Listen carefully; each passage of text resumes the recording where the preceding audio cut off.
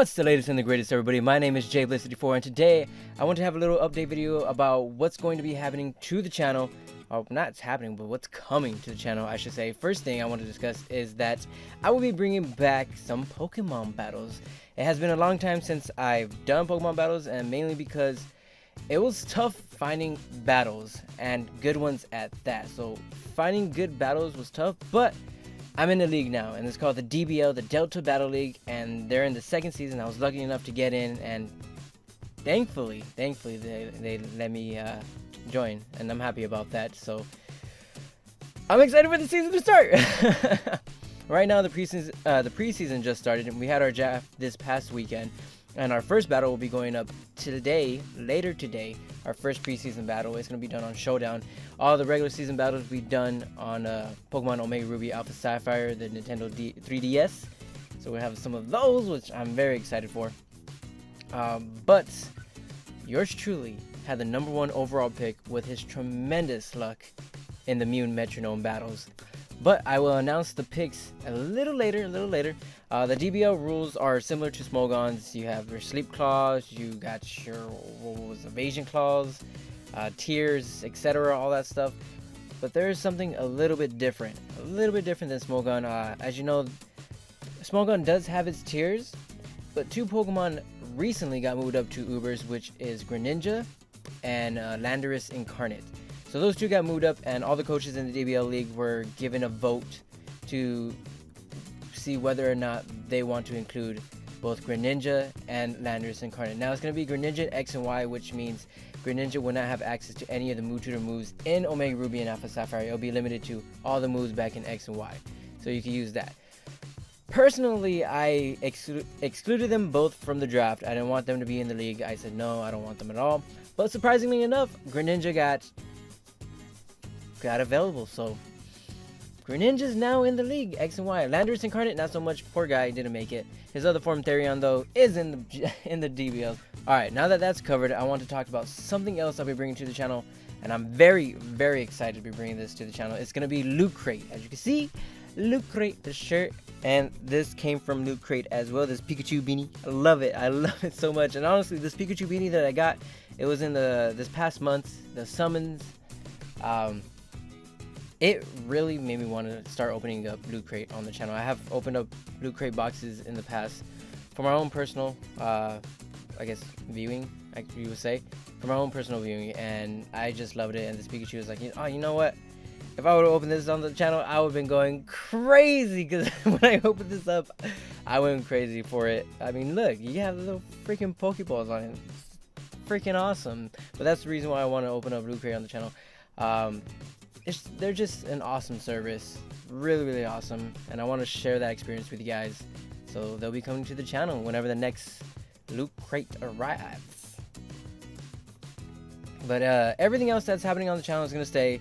You got your Pokemon LPs, you got the TCG openings, Rocket League here and there.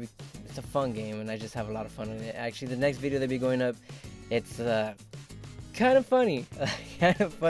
It was frustrating to play, but funny to hear everyone talk in the chat. So that'll be going up, I'm not sure, either today or tomorrow, but look out for that. Rocket League's a lot of fun.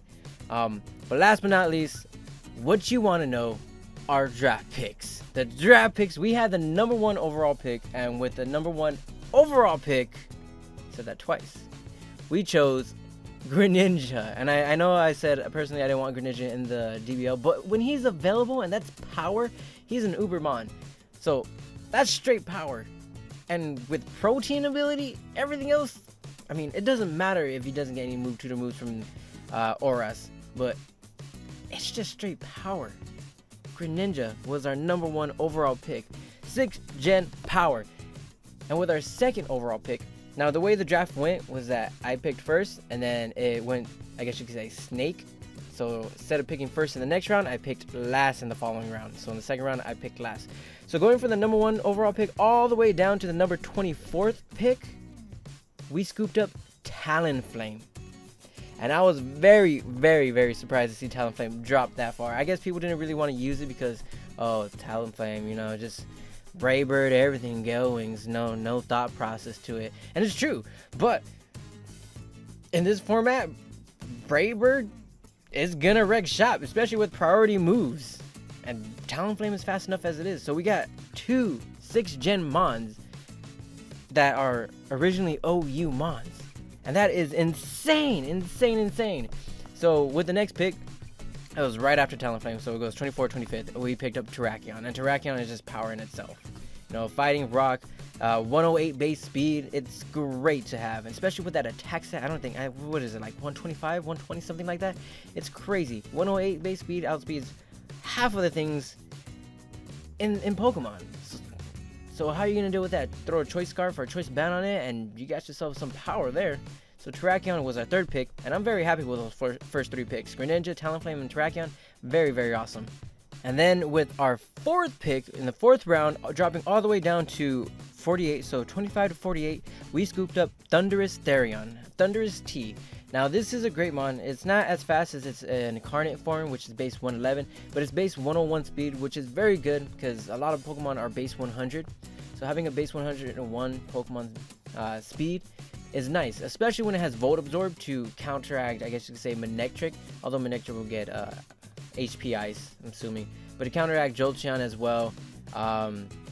Plus it gets access to Psychic, so it can go against Venusaur. Nasty Plot is a thing, especially Nasty Plot, Life Orb. Thundurus Therion doesn't have a big move pool, but its power alone and its special attack, I think it's like base 115, 120, around that area. It's good. It's really good, and I was happy to scoop that up. And then right after that, we chose Ferrothorn, which I was surprised lasted that long as well. A defensive mon. We went all offensive mons with Greninja, Talonflame, Terrakion, and Thundurus. It's time to go defensive. I chose Ferrothorn because Stealth Rock, Spikes, especially with Leech Seed, doesn't get hit by poison type moves. It's gonna hit by any grass statusing moves, Poison Powder, Stun Spore, Sleep Powder. Doesn't get hit by any of that. So I was happy to scoop that up. And then in the 6th round, let me check right here. I actually got the graph right open. We went with Entei. So going from, what was it, 49 all the way to 72, Entei was still there. And I wouldn't say I would be surprised. I was a little, I was a little surprised to see Entei still there. I thought he was going to go before Arcanine. I really wanted to get Arcanine. And I know that that's 2 Fire Mons in Talonflame and Entei. But I wanted to go with Arcanine because it has more diversity in terms of being a defensive or offensive mon. Entei doesn't really have that ability because it doesn't get Intimidate, but it gets access to Extreme Speed as well and Sacred Fire, which could deal a lot of damage. Plus 50% chance to burn someone. I'll take that every day, but yeah, Entei's there. I'm not sure if I'm going to be using him that much if I use Talonflame because I don't want to get hit by rocks. But our next pick should cover that. We chose Tentacruel. Now, Tentacruel is a specially defensive mon that is just a monster. I mean, a monster. I use him so much when I go on Showdown. So much because he eats up hits.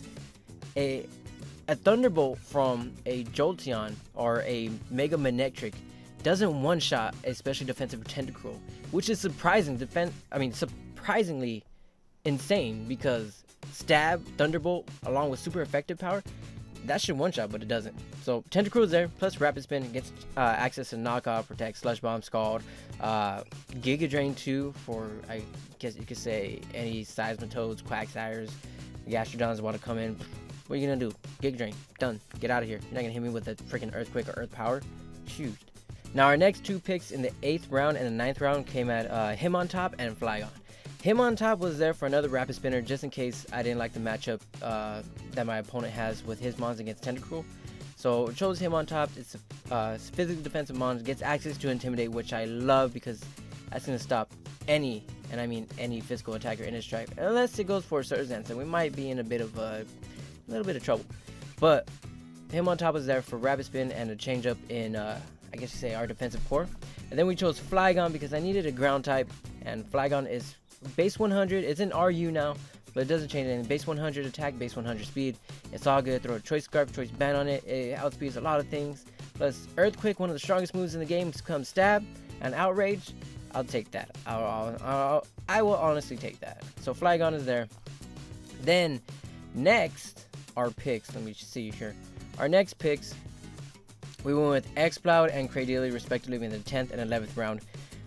Exploud because it hits like a truck. Throw a choice specs on it, boom burst. So many mods are going down. I love X-Ball. X-Ball is a great mod.